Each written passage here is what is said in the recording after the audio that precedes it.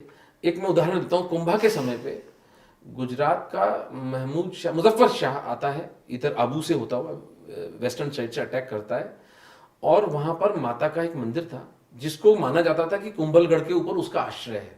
जब तक वो माता का मंदिर सुरक्षित है तब तक कुंभलगढ़ को कोई फतेह नहीं कर सकता, और वो वाकई नहीं हुआ था।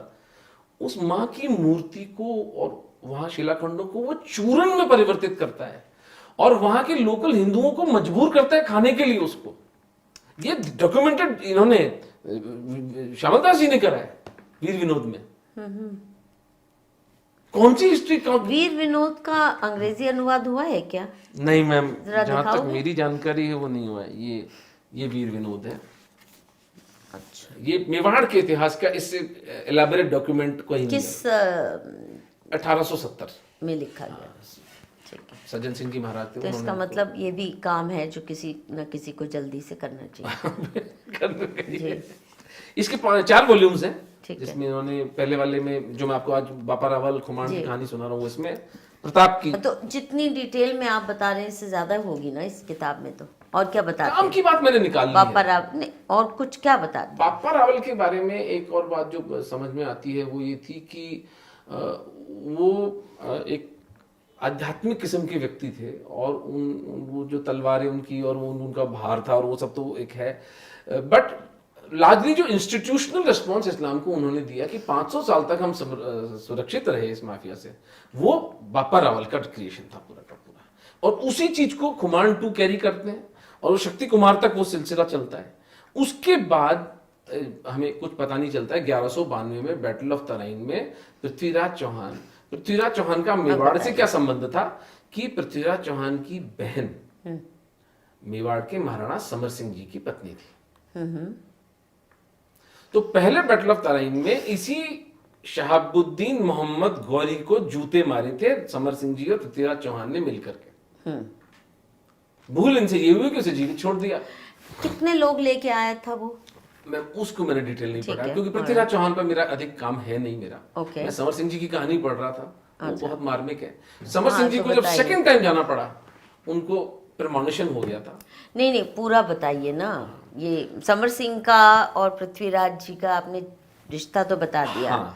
अब जरा ये पृथ्वीराज चौहान की जो गाथा है, जितना हिस्ट्री जानते हैं रिकॉर्ड से, पृथ्वीराज चौहान की और हिस्ट्री मैंने ज्यादा नहीं पढ़ी है, पर समर सिंह जी की हिस्ट्री में नहीं, ये पर उसका लोक साहित्य आई मीन फोक मेमोरी में जो वो चंद्रबरदाई ने जो एक चारण थे उन्होंने लिखी है पृथ्वीराज रासो। जी जानते वो हैं, हजारों श्लोकों को दोहों की और उसकी छंदों की पर वो भी उनके काल में नहीं लिखी गई, वो काफी भी बाद में। डिस्प्यूटेड है। हाँ बिल्कुल सही कह रही हैं आप, बिल्कुल सही कह रही हैं। उस पर डिस्प्यूट है कि कब लिखा गया, किसने लिखा, चंद्रबरदाई ने लिखा भी कि नहीं लिखा, और उसको कोट करते हैं हम लोग।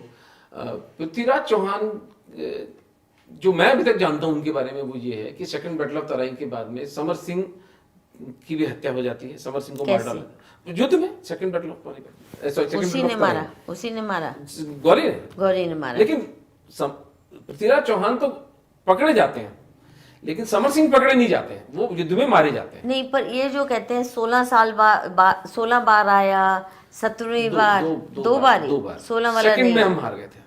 सेकंड में ही हार गए। सेकंड में हम हार और ये जो कहते हैं कि इट्स बिकॉज वो विलास में अपनी पत्नी के उसमें लग गया था और भूल गया था, और when his father in law invited नहीं ये गौरी, वो तो ये नहीं, सही नहीं, नहीं बुलशिट, ये तो ये कोई दम नहीं है इस बात में, क्योंकि तो ये कहाँ से immediately आती इसके है बाद कन्नौज कि उनके फादर इन लॉ ने बुलाया था क्योंकि वो भागे थे, एलोप किए थे संयोगता क्योंकि के एक साथ। ह्यूमन टेंडेंसी है ना, किसी को गद्दार, किसी को देशद्रोही बनाना सबसे सरल काम है। नहीं, but you are sure this is not? No, I'm relying on what Sanjay Dikshit ji has done, a full 1 hour program on this. अच्छा। And I haven't even watched it, so but ये है कि my deduction is based on this premise that immediately after he murdered Prithviraj Chauhan, he went ahead and attacked Kannauj and killed Jaychand also. There was no alliance between Jaychand and Mohammad Shahabuddin Gauri, क्योंकि जयचंद का नाम वैसे ही मीर जाफर की तरह लिया और वो मीर जाफर का भी तो संजय सर ने प्रूव कर दिया ना कि he was saving Hindus from Nawab Sirajuddaulah. लेकिन क्योंकि मेरा बंगाल की हिस्ट्री पे कोई कमांड नहीं, इसलिए मैं उसके बारे में इधर उधर की बात नहीं कर रहा हूँ, मैं जी। सिर्फ संजय सर को कोट कर सकता हूँ, we can always collaborate. But coming back to Mewar, Samar Singh ji के देहांत के बाद भी मेवाड़ का सूर्य अस्त नहीं होता है, यानी मोहम्मद शहाबुद्दीन गौरी आता चला जाता है, क्योंकि ये तो लुटेरे थे, इनके पास जब पैसा खत्म हो जाता था, इनको जब गुलाम चाहिए होते थे, औरतें चाहिए होती थी, हमारे आते थे, लूट के चले जाते थे। इसके बाद हमारे वामपंथी एक झूठ इजाद करते हैं, उस झूठ का आविष्कार दिल्ली करते हैं, सो कॉल्ड दिल्ली सल्तनत। सल्तनत। अब ये कैसी दिल्ली सल्तनत थी, मुझे बताए कोई, जिसके एटलीस्ट 4 मेरे पास रिकॉर्डेड उदाहरण हैं। मेवाड़ के महाराणाओं ने 4 सुल्तानों को, तथाकथित सुल्तानों को 6-6 महीने अपने यहां पर कैद रखा चित्तौड़ में। अब ये जो दिल्ली सल्तनत नाम का सफेद झूठ, आप अभी गूगल करें, तुगलक की रेन, मतलब देख के मुझे लगा, मेरे खून खोल गया, मैंने कहा तुगलकाबाद। नहीं, rain, if you look at the map That's of what I India, mean, it's extending from Afghanistan right to Tamil Nadu, हाँ? which is a lie for the simplest reason, that during that time we had one Maharana Hamir Singh who had at least 2000 square miles of Mewar under his control. It's not shown. Oh, It's not shown. Gujarat was free. It's shown as under suzerainty of Tughlaqs. Kaling, fortunately, they couldn't wipe it off, so they have shown Kaling as free. But they have completely erased Mewar. Now, that is only the geographical thing.